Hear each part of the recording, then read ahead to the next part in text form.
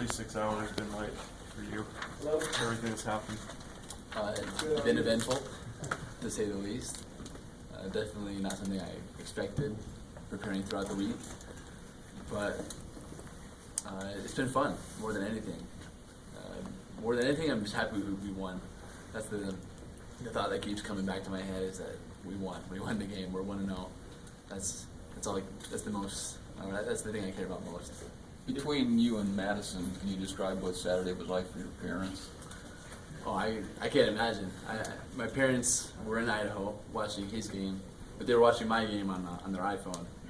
They didn't want to miss both games. And he's a senior. He's their star player. They didn't think I was going to get in, so I totally don't blame them. But in the post-game interview with Greg Rebell, he told me, hey, your brother just had an amazing one-handed grab, and I was pumped. I was like, sweet, that's awesome, and it doesn't surprise me. He's a baller. But then I got back to Provo, called my mom, and she was excited, just happy that we could both play well and we could both win our first games. Coach said he wanted to see a little bit more nerves. Do you have nerves of steel? Talk about that. I don't know why, but I love situations like that. They're fun. It's kind of always been that way. I kind of thrive in those situations, and obviously it doesn't mean I'm not a little bit nervous. I'm definitely a little bit anxious, but I just keep reminding myself just to stay calm. You know what you have to do. Enjoy it and just have fun more than anything. Have you ever been part of a Hail Mary play like you completed? The last time I was part of a Hail Mary play was 5th grade in my Little League football league. It was the last play of the game. I can still remember it was bone right, 18 option pass, dropped back, threw it up, and my best friend caught it in the end zone for the win.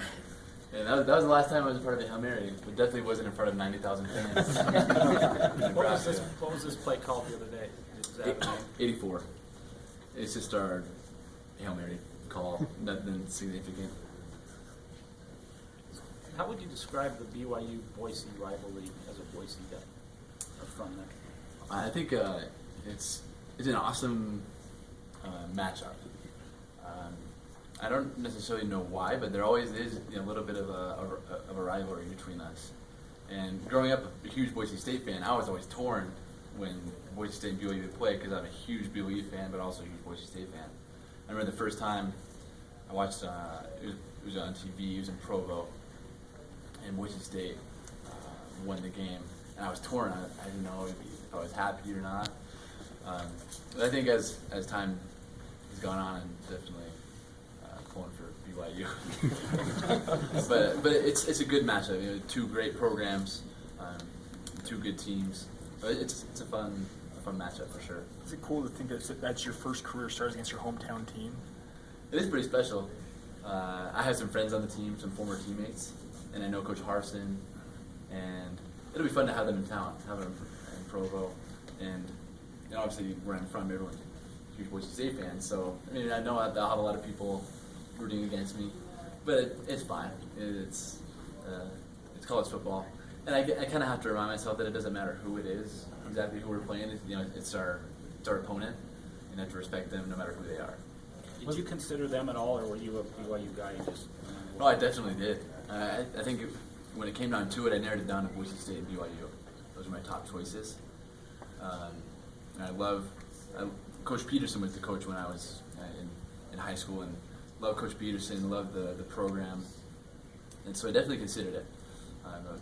In the end, chose BYU, and one of the best decisions I've ever made. I haven't regretted it.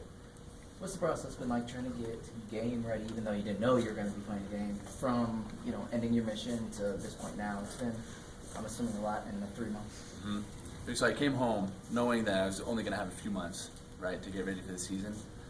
And as a backup, you kind of have to prepare like you're going to be the guy, because if you don't, when the time comes, you're going to be surprised and you won't be ready. So all summer long, I've been preparing myself mentally. Every rep I get, I just trying to visualize it like it's in the game. So that way when the time comes, if I'm called upon, I can step in and do my job. I didn't know when the time was going to come. It happened to come in the second quarter against Nebraska. So when Coach and I told me, "Hey, you're in," I was like, "All right, let's do it. Let's go play." I was ready, and I got to credit Taysom for that, for helping me out throughout the summer, and the coaches helped me be prepared for that situation.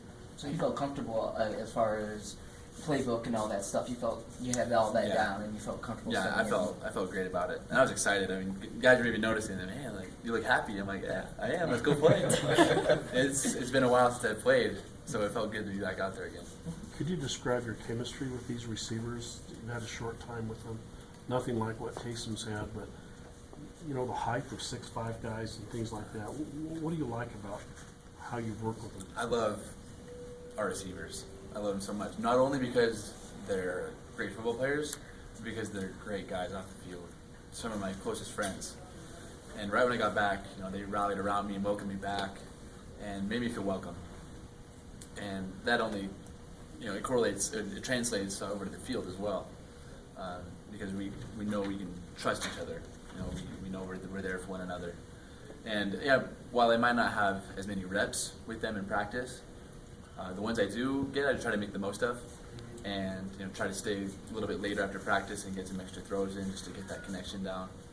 But those guys make it easy, honestly. It's nice having big targets, guys who have great hands, great routes. So that way, I can just go out and do my part, and they go make plays. What's the best piece of advice, if you've gotten any, about how to move on from this awesome moment of Nebraska, now focusing in on the next game and that type of thing?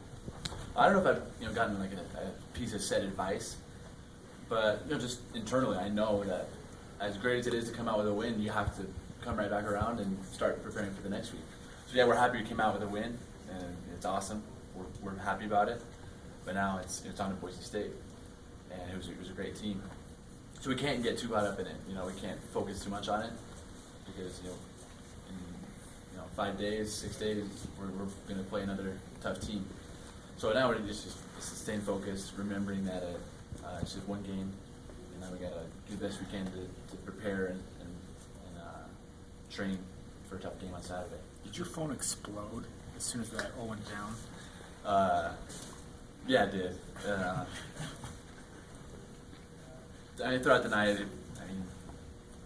few hundred text messages and a lot of notifications and stuff like that. But I didn't want to get into that. I didn't really touch it. The only people I talked to that night were really just my parents and my siblings. That's all that matters to me. Family's most important to me. So I've kind of just been setting it aside a little bit, not getting too caught up in it. Logged off of Twitter that night and everything? Yeah, I didn't want to get too caught up. Got a little crazy. So how are your parents going to decide where to go on a given weekend now? Oh, plans changed a little bit now. Preseason, they weren't thinking I was going to get too much playing time, which is totally understandable. But now they're gonna split up usually. One parent will go to my brother's game, one will come to my game. If time permits, they'll maybe try and go to both. I know that Pocatello and Provo is about 3 hours, so if there's time differences, then we might try to go to his and come to mine in the night. But they'll do the best they can to support. But it's a fun time. Having my brother plays well, and he's awesome. I'm happy that he's doing well, because he deserves it. How much pride do Idahoans and Boise people take in the fact that they've owned Utah teams in football and college football? To some, I can't remember the record. It's something like, No, I'm not sure. But is it a point of pride for them? no, not really. It doesn't really matter which team it is. Each team is happy to win, no matter who it's against. If it's against BYU or someone else, the team's happy to take the win. Last question. Besides that last play, what do you remember about that final drive? Just all the things that led up to that final play. Kind of like I said before, it was fun. And throughout the whole fourth quarter, looking around on the sideline, looking in the eyes of the guys, we believed, and we knew when it came down to it, we were going to win the game. So when it came, 48 seconds to go, I was walking out there like, this is sweet. Let's go do it. And march down just enough to give ourselves a chance. And when it came to that final play, our coach and I had told me to buy some time, throw it up, let our guys go make a play.